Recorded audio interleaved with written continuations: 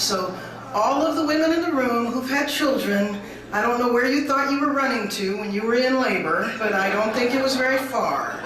And the idea that you would do that is, I think, a human rights abuse. I really do.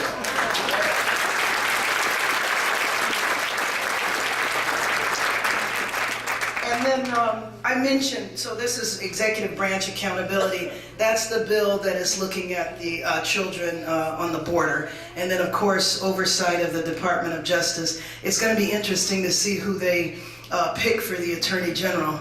I don't know what, puppet that's going to be. Okay.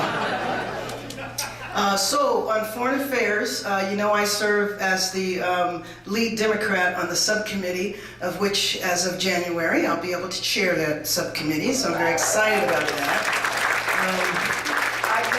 I've had to suffer for the last 8 years with a chair whose #1 issue in life, #1 crusade in life is abortion. And even though there isn't anything in that committee that looks like it would deal with abortion, that's what we spent a great deal of time talking about. But the human rights part of the bill, of the committee, I think that while we are critiquing the world for their human rights abuses, I think we need to look at home. And I think, as I mentioned, what we do to children, I think is a human rights abuse. Mass incarceration, homelessness. I think we have some serious issues right here at home that we need to talk about while we're talking about the rest of the world.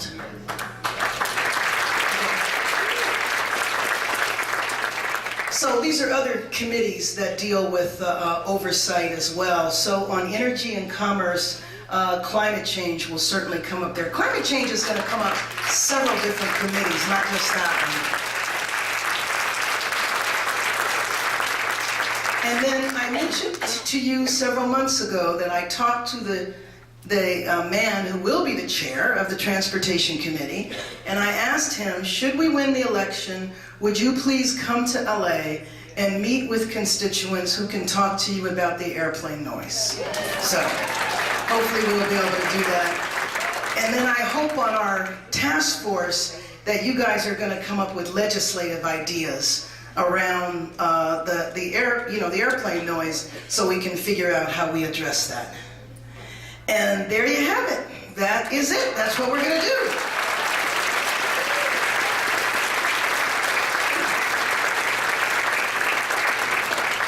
So how about we turn up the lights and start our discussion? Oh, is Alice Huffman in the room? Where's Alice?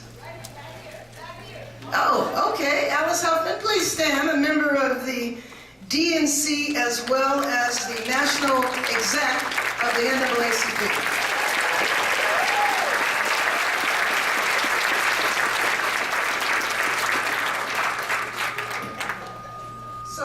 So we're going to do this like we usually do, which is we're going to do rapid fire. So we're going to ask people to ask their questions. You are not forced to ask a question. If you want to make a statement, you are welcome to make a statement. We just ask for no keynote speeches. How about that? We'll take 10 at a time. I'll take good notes, and then I'll respond. Freddie Herrera, would you please turn on the side microphones? Freddie, turn on the side mics. So we don't have, those microphones aren't working just yet? Okay, well, I'll tell you what, you're close enough to me. Why don't you ask your question and I'll repeat it until we get the microphones working. Go ahead.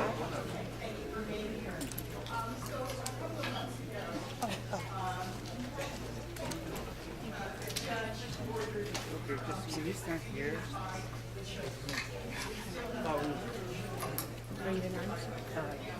You go ahead and stand here. I'm not in line, but I'm watching the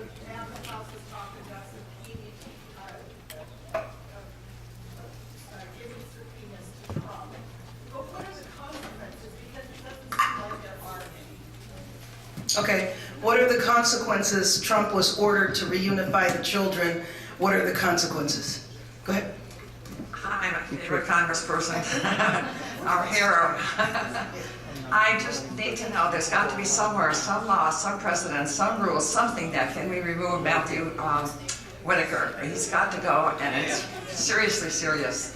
What, if anything, can be done, and how soon? Hi, thank you so much for having this town hall. I was honored again to cast my vote for you. And thank you for co-sponsoring the OFF Act. Now we have 45 members. I would ask two questions. One is, would you join Alexandria Ocasio-Cortez on the Green New Deal? And would you also co-sponsor the Water Act so that we support Water Act? So that we support water as a human right. Thank you.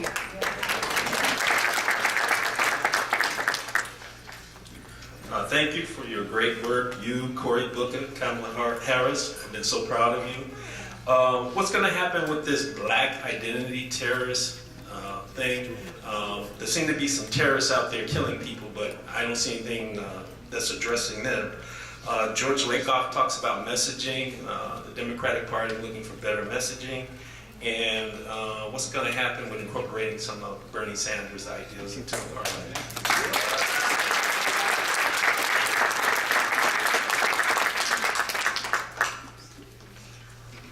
Hi, I'm from the Occupational Health Nurses, and I want to know if you're going to be supporting the bill for workplace violence prevention. Replace violence prevention? Workplace violence workplace. prevention. HR 5223. It's coming in Congress, okay? Thank you. Karen, are you looking? Okay, all right, thank you. Hi, Congresswoman Bass. I would like to encourage a couple things. One, when the impeachment articles come up, I would ask you to tie each one to the violation of a specific federal law that will keep Pence from giving a pardon down the road. And I would also encourage you to...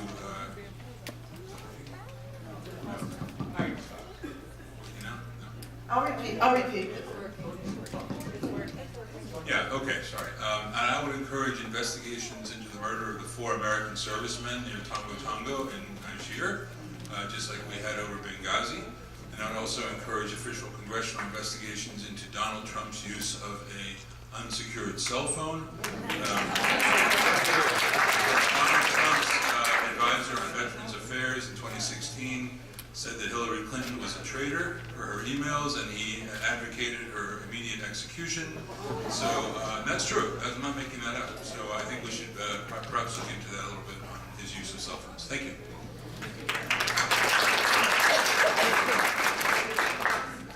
Yes, hello. This seems like a good question for the Iman Cultural Center. Some of us are concerned about the situation of Fethullah Gulen. Fethullah Gulen is a Turkish cleric and educator who's been in exile in the United States for 20 years, and the Trump administration has been threatening to extradite him to Turkey, where he would be facing his longtime enemy, Erdogan. Thank you. Thank you, Congressman Bass. 2 points. Nancy Pelosi. She has stated repeatedly that she is against impeaching Trump, and she runs for Speaker of the House. I think we need more progressive, younger leadership. That's the first point. Secondarily, Okay, come on. He has an opinion. Secondarily, the House controls a lot of the purse strings. I would like to see the estate tax reintroduced with anything above $250 million being taxed at 99%. So we can eliminate the oligarchy.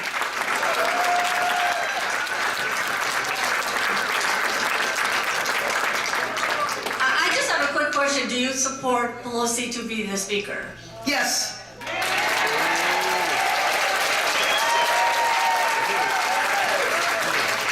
I'll expand on that later.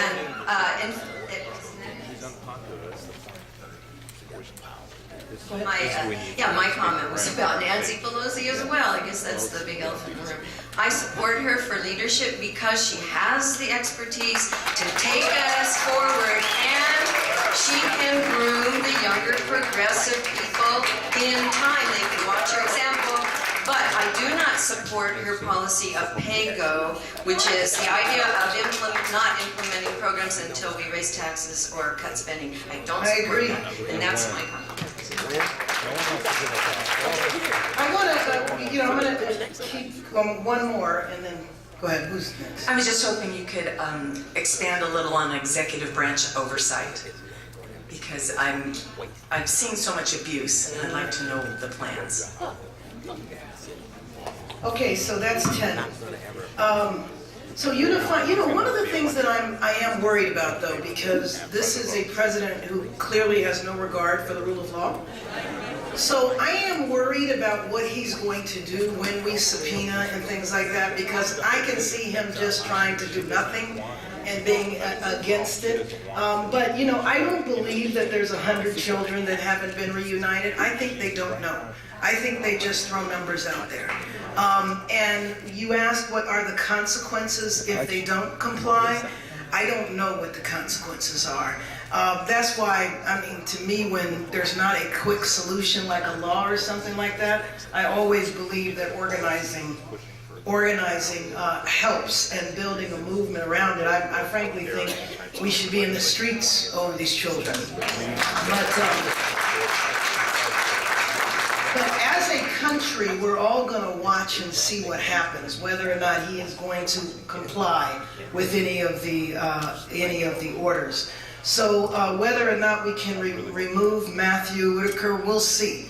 That would be up to the Senate. He has not said definitively that he's going to appoint him as the Attorney General. He's there as acting. I think if he gets too much heat, because this is one of his tendencies, if he gets too much heat, he backs away. And so that's why our movement is important. And then, the guy's just not qualified. It's just ridiculous. He's a political hack. So I think that our noise can make him back away. Now, having said that, be careful what you ask for. I don't know what's next. Will I support the Green New Deal? I've heard of the Green New Deal. I don't exactly know all that it is. I can't imagine that I would be against it, but I will definitely keep you posted. And the Water Act, I don't know if we had a chance. Did you have a chance to look up the Water Act? Oh, okay. Okay, you might, Karen Street, my chief of staff, when you're asking about specific bills, we will try to look them up as you mention them. So if you could mention to her, sometimes people propose things here that haven't quite been introduced yet. And if I haven't seen it, I don't necessarily know, which I will always tell you. Black identity extremists, I'm not going to let up on that. It's so bad. When he got up and he talked about, we had acts of terrorism. We had 4 acts of terrorism before the election. 4 acts of terrorism. There were the bombs. There were the African Americans in Kentucky. There was the synagogue, and there was the yoga studio. All of those acts of terrorism were by white identity extremists. But you're never called a terrorist unless it's a person that's of Middle Eastern origin. Those are the only terrorists. And so, and then Trump, when he talked about the acts, of course, he didn't even mention the 2 African Americans. They just charged them with hate crimes just a few days ago. So they weren't even sure. So when the young people talk about Black Lives Matter, that's exactly why they talk about Black Lives Matter, because clearly it wasn't even mentioned. And that guy was trying to get into a church. The church was just locked. And then he went and killed people. The Workplace Violence Prevention Act, Karen, you gave me a note on that, right? So we did look that up. I haven't co-signed it. There's no particular reason why I won't. But again, when you bring... Oh, I'm sorry, it was just introduced on Friday, so that's why I haven't co-signed it. But I really appreciate this because, as you always hear me say, there's 535 of us. And there's thousands of bills. And so if you don't see my name on a bill, it doesn't mean I'm against it. It just means that you need to tell me about it, and then I will sign up. So I'm sure I will co-sponsor this bill. Impeachment. So yes, you know that we can do impeachment in the House, but you know that we cannot do impeachment in the Senate. Even if we won the Senate, we could not do impeachment because we didn't have enough seats to do that. And so, and Pelosi has said that she's against impeachment now. Now, just wait, because things through the investigation, Mueller, all of that, I think the sentiment from the leadership is that if we jumped into impeachment right away, we'd be killed as Democrats. And I also say be careful what you ask for too, because I frankly am very afraid of a potential President Pence, because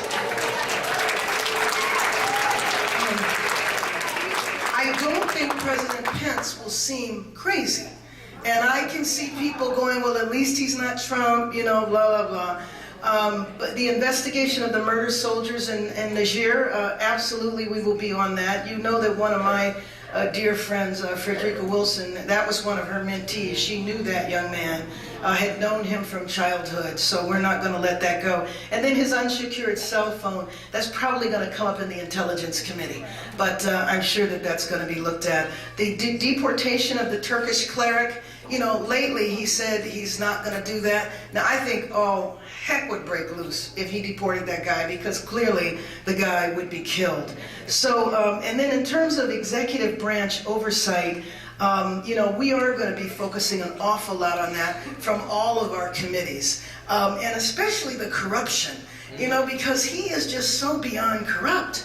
I mean, you know, the Saudis fly 15 people over. The guy has a bone saw. They cut him up.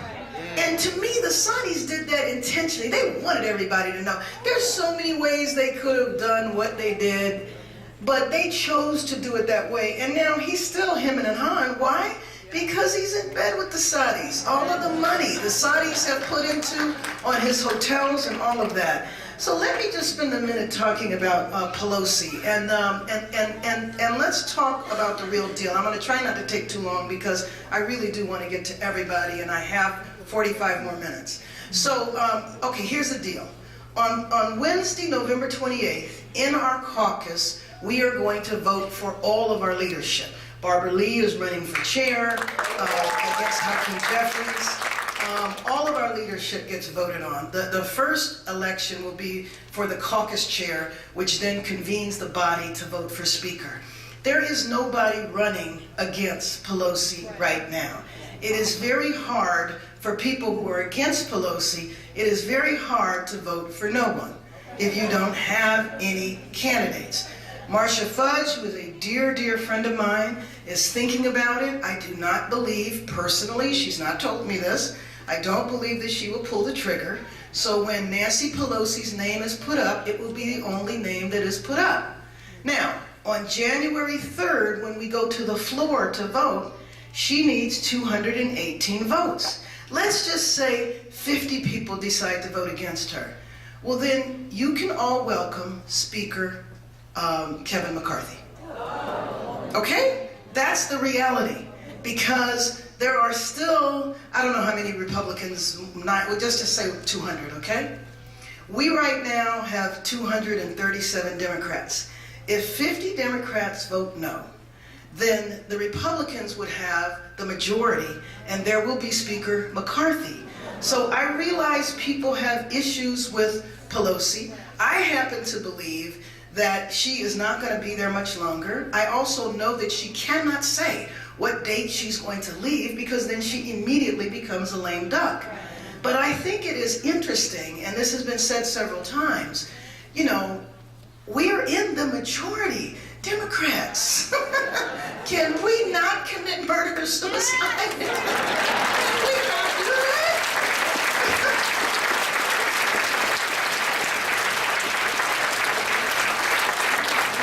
There is other leadership in the House, and you will see that. You will see that emerge.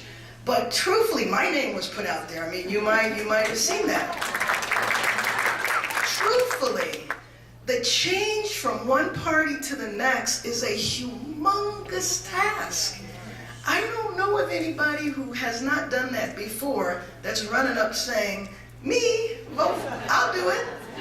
But what I think you will see is that the next time around, there will be candidates. So I just wanted to take a minute for people to really understand what the process is. Now, some people believe that on the floor, when she doesn't reach 218, some bright individual is going to jump up and say, I'll run.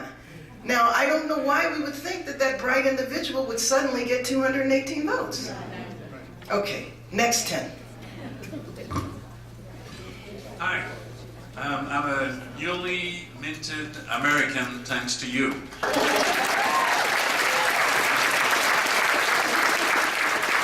I want to give a special thanks to Kenneth Ann, who helped me. Thank you so much. Hello, Kenneth. Three things. Let's save the national parks and monuments. Bring the FAA guy. We'll have a hot welcome for him. And I'm fine with Nancy Pelosi, but I wish there was no words like compromise or negotiation with the crazy part. Thank you. I agree with what you said about Saudi Arabia. They are causing chaos in the region. And unfortunately, the person who was installed at 1600 Pennsylvania Avenue is doing their bidding.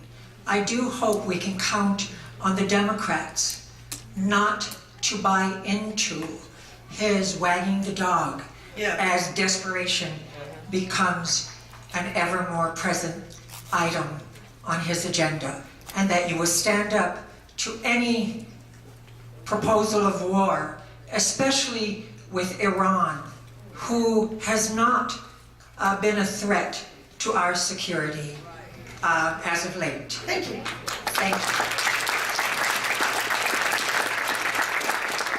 First, I want to thank you for holding these meetings. They are just terrific. I love holding these meetings. As you have said, we are subject to a constant barrage, a stream of lies, every day, multiple times a day. And yet, we don't seem to have a point person from our side who regularly stands up and says, these are lies. On a regular basis, one Democrat that stands up constantly and says, these are lies. I'd like to nominate you. Someone eloquent, someone strong, someone who is safe, someone who can stand up as the embodiment of truth, justice, the American way. Thank you. Someone who's unafraid. Someone that we can count on every day to say what we feel as we look at the television screen and say, how come he gets to say this every day and someone doesn't say, to hell with you? That's a lie. Don't let him just say that and get away with it. Please, if it's not you, nominate someone to stand there every day and say, no, that's a lie. You can't just say that. Please. Hi, Karen. Hey there. First, I just want to say that as ashamed as I am of the president, I'm so proud to be represented by you. Thank you. I'm so honored to vote for you every time. So when you brought up healthcare and you talked about pre-existing conditions, which is so important, I've been hearing a lot of buzz about Trump and them trying to get around the birth control mandate through religious exemption and Title X and all of that. So I would just like to ask that along with pre-existing conditions, please don't forget about mandatory birth control because it's so crucial. Thank you. Thank you. Hi, Congresswoman. Thank you for doing this. Really appreciate it. I wanted to, I guess, talk about a couple of things. Thank you for your explanation about Leader Pelosi. I was going to say something about that. I guess I'm a little concerned, and as you mentioned, leadership is kind of, I feel like it doesn't necessarily represent direction that the party is going. So I do hope, you mentioned Barbara Lee, who I think would be fantastic for leadership in the future, the only member of their house to vote against the authorization for use of military force after 9/11. I think she's fantastic. But the direction that this country's going, and this district in particular, I think we're very progressive, and I think in general you do a good job representing that. But I think the Democratic Party, in my opinion, it can't just be a party of against Trump and against the GOP. We have to have a positive vision that we are saying. And I think a lot of times that has been a concern, like I was concerned with Pelosi talking about bipartisanship when Republicans have stonewalled Democrats for the last decade. And we can't just be for protecting the Affordable Care Act, which is great. We need to be advocating, I think, for things like Medicare for All and the Green New Deal and a $15 minimum wage. And I know someone earlier asked about some of Bernie's ideas, and if you look at them on the surface, I think they poll extremely well, but a lot of times Democrats wind up not supporting them or kind of equivocating, so I wanted to know your stance on things like Medicare for All, a $15 minimum wage, and you already talked about the Green New Deal. Thank you very much.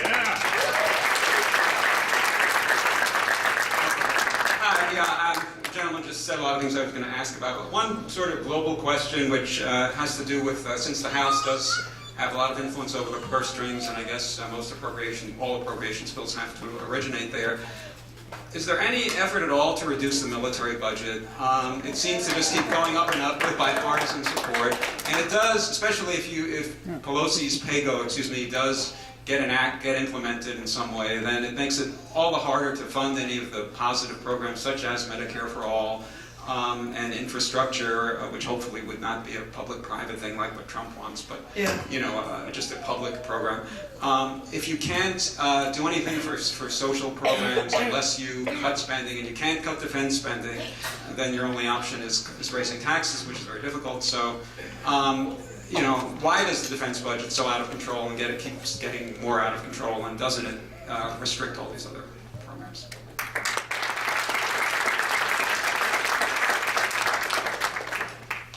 Hi, Congressman Bass.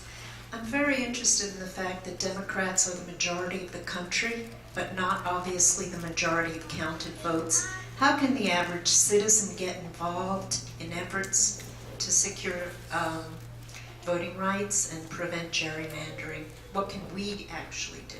Thank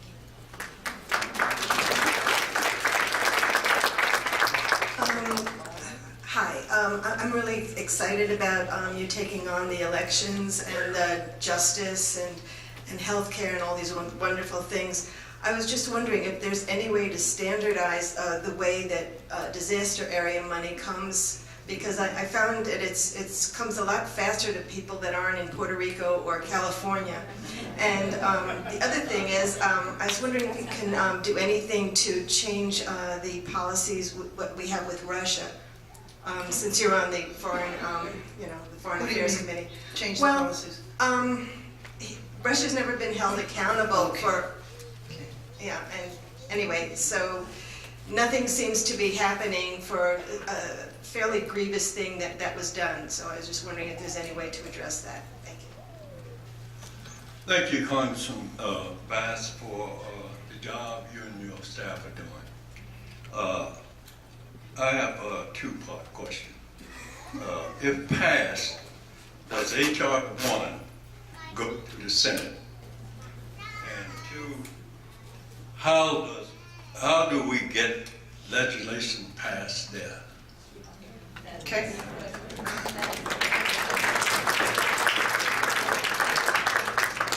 A while ago, the head of the VA was changed, and I kind of keep an eye on that, and I haven't seen any changes after the change, so I'm just wondering what you might say about that. Thank you.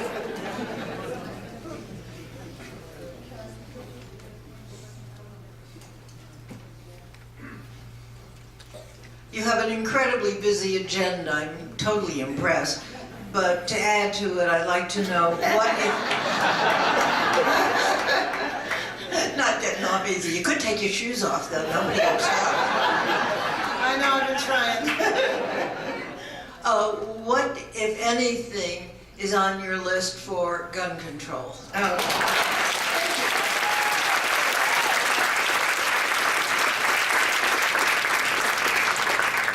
Hello, Connie. Hey, Larry. Hi.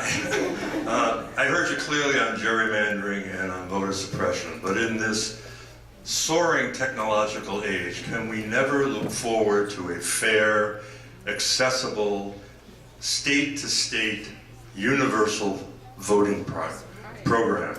Whether it's fingerprints or eye prints or footprints or something, but so people don't have to stand in line for 6, 8, 10 hours to vote.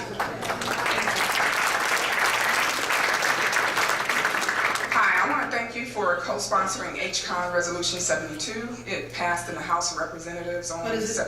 HCON Yeah, Resolution. do you know what it is? Child safety in Okay. family court, making child safety Oh. a priority in the courts. There had been now 657 children since 2008 till now that have died when family court proceedings were taking place. So on September 25th, it passed in the House of Representatives. You co-sponsored it. We thank you. However, we still need help implementing safety measures. The Center for the Rights of Protection in Children, they have suggested proposals for strategies to put in place to start implementing the safety measures.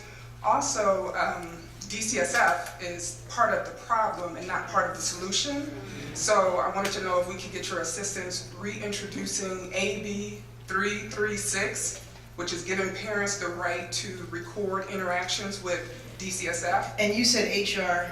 AB 336. No, I know, but before that you said HR. HCON Resolution 72 was for child safety. Okay. And you co-sponsored, and it passed in the House of Representatives. Yeah, on I'm just September 15th. asking because I want to see where it is in the center. Right, so yeah, we need help with that, and maybe also putting cameras in the courtroom. Parents are having their rights violated. And then we also, DCSF is under audit right now because of the number of child deaths. DCSF had been called multiple Department of times. Children and Family Services. Okay. So like with the last child that died, DCSF was called 16 times. Yeah. Yeah, so parents need the right to record.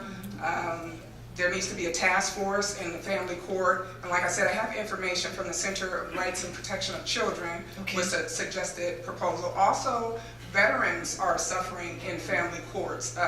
Veteran courts only see those that have been convicted of a crime. Veterans that have not been convicted of a crime have to spend all their money in family court proceedings, not having an advocate or anyone representing them in family court. So veterans are going through that same thing, and it's also contributing to the homelessness rate because lawyers cost $300 to $500 an hour. So I'm going to ask you to follow up with my staff specifically about those ideas. Okay. Because we might have a possibility of dealing with them. Okay, thank you.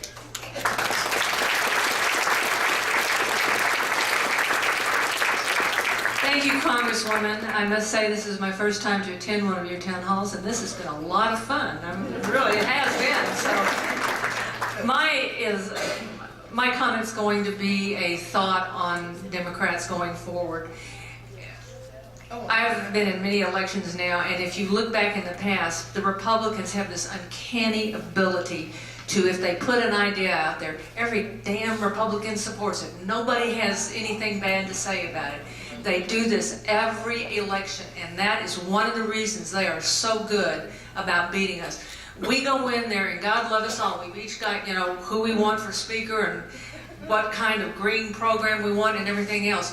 We have got to get together at this juncture in history.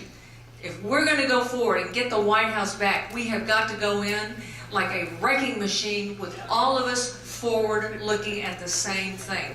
Please help us to do this.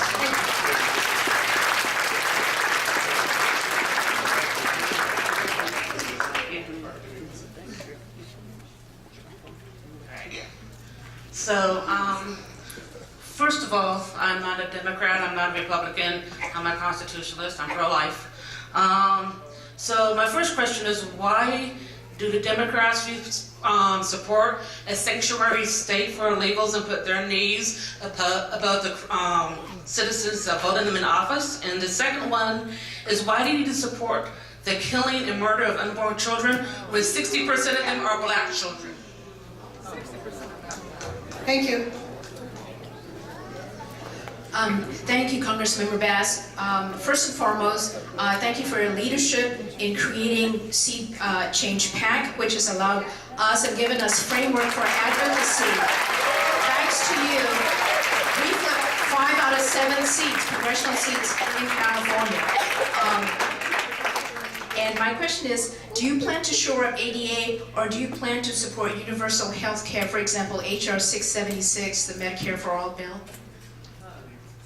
Okay. And yes, thank you. The ADA, the Americans with Disabilities Act? Hi, my name is TJ and I'm 12 years old. Well, welcome, TJ, 12 years old. And I'd like to ask, what are your views on the private prisons that profit from mass incarceration?